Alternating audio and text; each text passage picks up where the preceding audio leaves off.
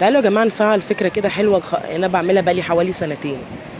ان انا ممكن اروح لبتاع الخضار اقول له مثلا المانجا مثلا الناس بتشتري المانجا بالكيلو او بالاتنين او بالتلاته، لا ايه رايكم ما نشتريها بالواحده؟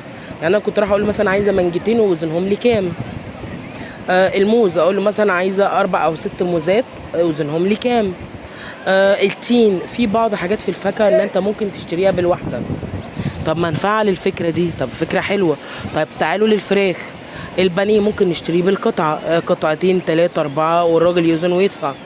ممكن نعمل حركه الوراك نقسمها جزئين، ناس تشتري دبوسين او 3. الحاجات دي كلها يا جماعه هتساعدنا ان احنا يبقى في بيع وشراء. الناس اللي مش عارفه تشتري وحاملها منها بكيلو او 2 او ب3، طب ما انتوا خلاص دلوقتي تشتروا بالواحده. دول اوروبا كلها بتعمل كده، طبعا باستثناء الحاجه اللي بتشتري زي الرز بالكيلو، المكرونه بالكيس. فيا جماعه نفعل فكره ان احنا نشتري بالواحده.